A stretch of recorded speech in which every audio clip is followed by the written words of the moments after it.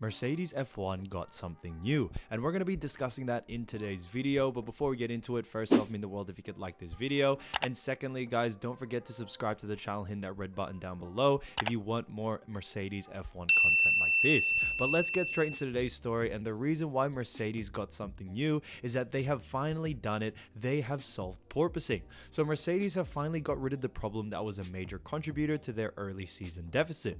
Team boss Toto Wolff says the W13 no longer suffers from porpoising going into the summer break. And I think this is honestly huge for the team, especially coming into the summer break. I think it's really going to help push Mercedes, especially for that second half of the season. Mercedes, despite building a reliable car, are looking at a big gap in the championship.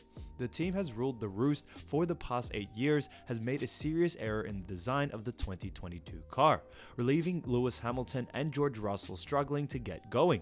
The porpoising in the first 5 races meant the W13 could not run at full speed on the straights, and the drivers had to brake very early before the corner to get this stable in time.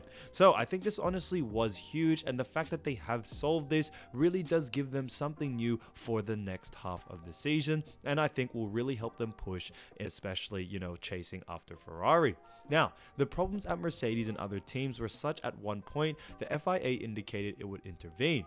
For Mercedes, it no longer seems necessary. Indeed, Wolff says the problem surrounding porpoising has been resolved. In his mid-season review of the 2022 season, the Austrian says, "Our biggest weakness from the get-go was that our car was bouncing, the famous porpoising. It meant that this was overshadowing all our development. We couldn't really develop the car aerodynamically and put updates on because the more downforce we had on the worse the bouncing was." And I think this really does play a huge part that, fixing this porpoising really does open up a lot of possibilities for Mercedes, and I really do think it does set them up to really push and actually take over Ferrari, especially in that second half of the season. I really am confident about that. Now, the turning point came in Barcelona, according to the team boss. From there, the team started to understand the car a lot better. This was also affected in the drivers' results. In the past 5 races, Hamilton has been on podium every time.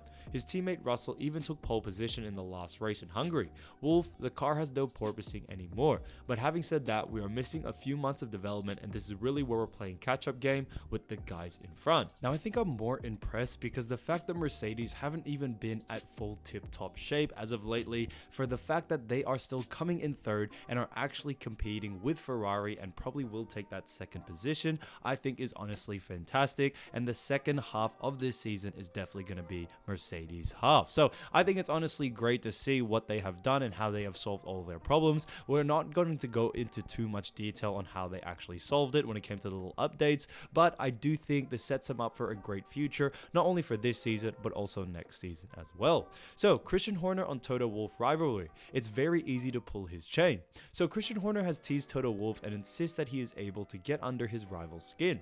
The Red Bull and Mercedes team principals respectively clashed last season, culminating in the events of the Abu Dhabi, where Max Verstappen controversially beat Lewis Hamilton to the championship. So, it's up to you which side you're on, whether it's controversial, whether it wasn't. Let me know down in the comments, but it's not personal in any way, Horner said. Toto is Toto. He's done a phenomenal job with Mercedes. He's obviously come into the sport from a very different background. To me, he's very much from a financial background, and it's very easy to pull his chain, as you can see it. Sometimes it affects him, so of course, when you're competing, the last year was so intense, and of course, it was the first time he'd ever been in that situation. It's almost interesting to see how people would react. When they're smashing headphones, you can see that you got to them. That's not for me to judge. I'm focused on what I'm doing. You guys are the judge and jury. I'm focused on what I'm doing, and he's focused on what he's doing. Horner and Wolff have clashed again this season, most notably over the rules surrounding porpoising, which has mostly severely impacted Mercedes. Wolff led Mercedes to 7 consecutive drivers' championships, and we all know how upset Horner has been over the last couple of 7 seasons because he really thinks the Red Bull do deserve it. And, I feel like I love the rivalry between the two. It definitely brings a lot of fire, and yes, there is quarrels here and there, but you can tell there's so much respect between the two, which I absolutely love. It's always just friendly competition. So Hamilton was denied an all-time record 8th title last December as Verstappen claimed his first, the 5th driver's title for Red Bull that Horner has overseen.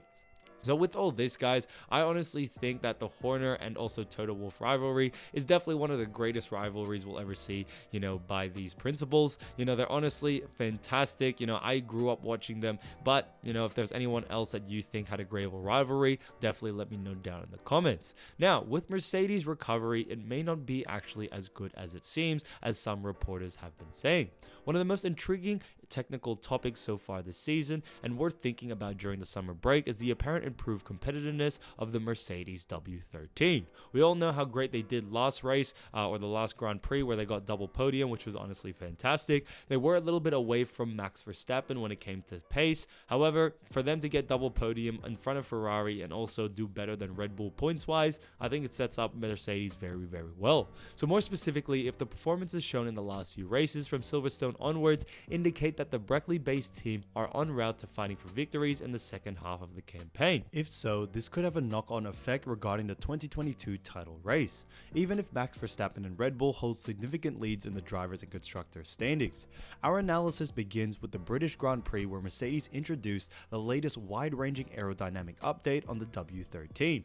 Expectations over the upgrade were very high, especially because of the peculiar characteristics of the car, whereby its efficiency is only maximized with a low ride height on extremely smooth tracks, seemed ideally suited to the Silverstone track. And I think this is where we really see Mercedes and also Toto Wolff, where they really shine in these conditions. They really know how to adjust with whatever adversity is thrown at them and to really adjust accordingly in order for them to be in a winning position. And I think that's why they've won so many championships. You really have to give them respect for that. So on occasion, however, the effectiveness of the new aerodynamic package was not seen in full, with Lewis Hamilton and George Russell more than a second off pole position in a wet qualifying session.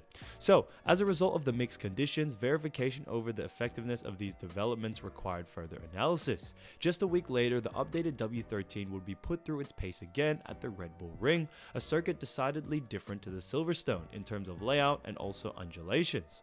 Despite finishing the race in 3rd and 4th, both drivers were a long way off the leaders, with Hamilton 41.2 seconds back and Russell 58.9 seconds back as well. While their qualifying performance was more encouraging when Hamilton and Russell found themselves in the mix until their crashes, the race highlighted the ineffectiveness of the developments introduced at Silverstone. At their next round in France, the trend continued in qualifying, with Hamilton and Russell 9/10 and 1.2 seconds away from pole position respectively. So we did see a lot of improvement there. Now the picture was somewhat brighter in the race, with Mercedes scoring the first double podium of the season, Hamilton 10.5 seconds away from victory and Russell 16.5 seconds. So you really see a huge difference between the two, and I think that really does show the improvements they were making. Now on reflection, what does this mean? It indicates that Mercedes' race pace, especially in terms of tire management amid hot air and track temperatures, was effective. But could there also be an element of the stars aligning? Paul Ricard, with its long straights and tight twisty sections, did not put excessive stress on the tires in terms of lateral acceleration and slip, making degradation less severe than at other tracks. In addition, the ultra smooth track surface meant minimal porpoising effects were experiencing, allowing the Silver Hours to make the most of the floor introduced at Silverstone. So in Hungary, the thesis that the W13's performance depends heavily on the track's layout and the surrounding conditions were supported once again. In qualifying, Russell claimed a surprise pole position with a track temperature around 20 degrees cooler than what was experienced during the Friday practice, while Mercedes struggled for balance. In the race, the gap of 8 seconds between Verstappen and Hamilton, with Russell 4 seconds further back, confirmed that the W13 in the cooler conditions enjoyed a much better relationship with the tires. And obviously we all know, with Hamilton, he did have some DRS issues, so he didn't really perform as well, but obviously the results were there. With tire temperatures sitting in their optimal windows, the problem of overheating the rears on Friday turned into a decisive advantage on Sunday. As such, this suggests that the performance improvements from the W13 is only partial, while the general improvement of the car's balance is undeniable. The margins seen from race to race are too inconsistent not to be considered track specific. There is no doubt that the performance gap to Red Bull and Ferrari has been reduced, but we believe it to remain at around 0.4 of a second per lap, showing the final step needed to fight for wins once more. And by averaging the W13's performance in race trim so far this season, an overall improvement of 0.15 seconds seems to be a realistic number. So I think what they have done is honestly fantastic, and there's still definitely a lot left to go. Now what I did want to finish on was actually what Lewis Hamilton actually had to say, because as you all know, Lewis Hamilton is coming to that point in his career, whether will he be retiring or whether he will actually be staying. And obviously that's on everyone's mind on what is going to happen. So Hamilton actually stated this in an interview. I will, paraphrase pretty much everything, but he said, "I'll be lying if I said that I haven't had thought about extending. I was like, there's no way there's going to cheat me out of this. There's no way that won't happen. Surely not. I don't know if I can really put into words the feeling that I had. I do remember just sitting there just in disbelief and realizing I've got to undo my belt. I've got to get out of here. I've got to climb out of this thing. I've got to find the strength. I had no strengths, and it was one of the toughest moments, I would say. That I've had it in a long time. I knew what would happen. I knew what decisions had been made. Why? Yes, I knew there was something wasn't right."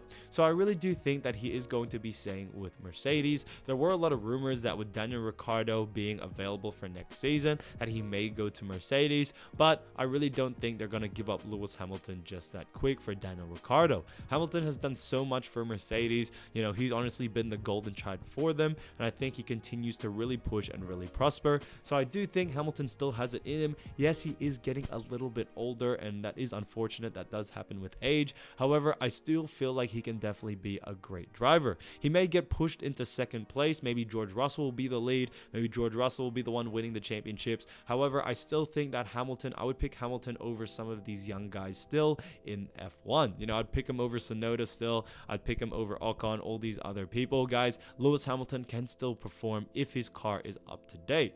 Obviously, the age thing is still a playing factor. So will he see an extension for more than 2 or 3 years? We'll never know until that day comes. So thanks so much for watching, guys. I did want to say, I really do appreciate all the love you guys have been showing. We are growing at such a fast rate, and we're going to be hitting 1,000 subscribers very soon. So don't forget to subscribe to the channel, guys. Hit that red button down below. And yeah, I'll see you soon. Peace.